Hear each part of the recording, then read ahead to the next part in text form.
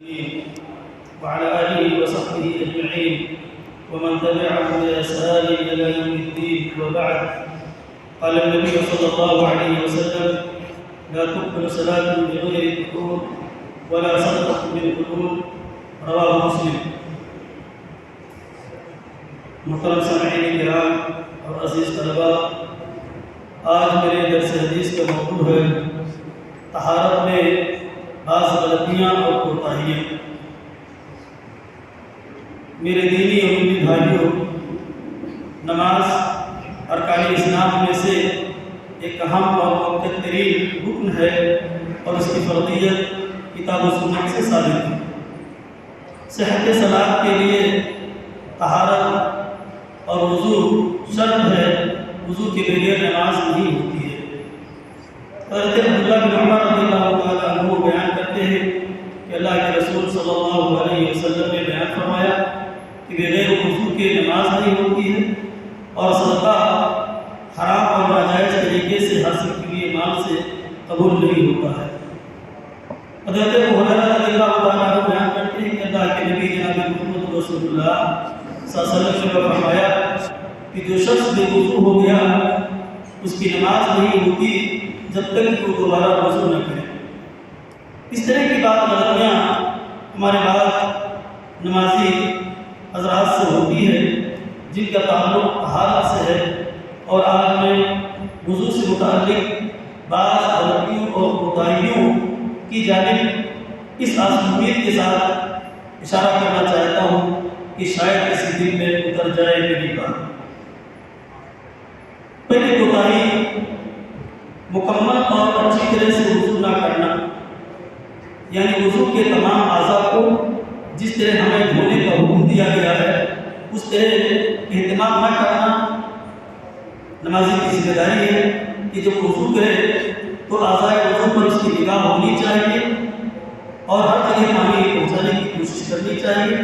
اگر اس کے ہاتھ میں گھڑی، انگوٹھی یا کوئی ایسی چیز ہے تو وہ تسلی کر لے کہ پانی وہاں تک پہنچا ہے یا نہیں.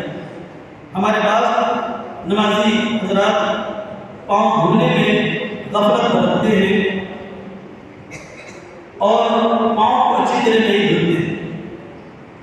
ٹوٹی کھول دیتے ہیں اور پاؤں کو اس کے نیچے کر دیتے ہیں.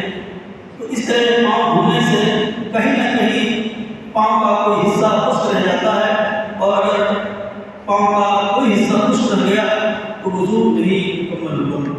حضرت عائشہ رضی اللہ تعالیٰ عنہ بیان کرتے ہیں کہ اللہ کے نبی جناب محمد رسول اللہ صلی اللہ علیہ وسلم نے بیان فرمایا: وَيْلٌ لِّلْعَقَابِ مِنَ النَّارِ وَأَسْبِغُ الْوُضُوءَ. خشک ایڑیوں کے لیے آگ کا عذاب ہے اور مکمل وضو. حضرت جابر بن عبداللہ بیان کرتے ہیں کہ مجھے حضرت عمر بن خطاب رضی اللہ تعالیٰ عنہ نے بیان کیا کہ ایک شخص نے وضو کیا اور اپنے پاؤں پر ایک ناخن جتنی جگہ چھوڑ دی.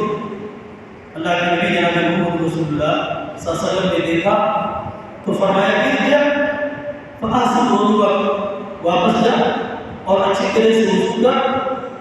وہ آدمی واپس گیا اور پھر سے نماز پڑھی.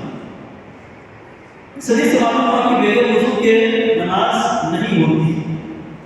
اور دوسرا مسئلہ یہ معلوم ہوا کہ اگر کسی بندے کو کسی کے اندر کوئی کمی کوتاہی نظر آئے تو خیر خواہانہ جذبے سے محبت بھرے انداز میں اس کی اصلاح کرنے کی کوشش کرے اور اس کی اصلاح کرے. اس کے اندر بھی یہ جذبہ ہونا چاہیے کہ اس کی باتوں کو تسلیم کرے.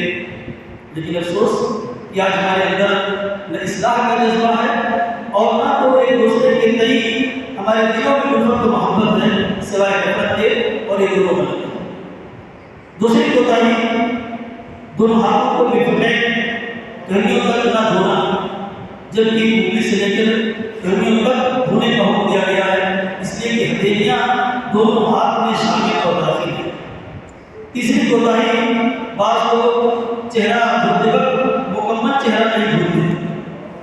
کان کے بعد حصے باقی رہ جاتے ہیں جہاں پانی نہیں پہنچتا ہے، جبکہ آیت وضو میں ہمیں مکمل چہرہ دھونے کا حکم دیا گیا ہے.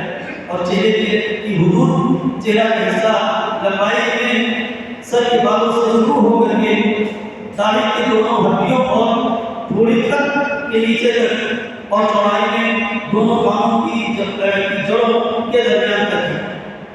اسی طرح سے چوتھی کوتاہی ہمارے بعد صلی کرام صرف سر کے آدھے حصے کا مسح کرتے ہیں یا پھر آدھے حصے کا مسح کرتے ہیں، جبکہ آیت وضو کے اندر، قرآن کے اندر، سنت کے اندر ہمیں مکمل سر کے مسح کرنے کا حکم دیا گیا ہے۔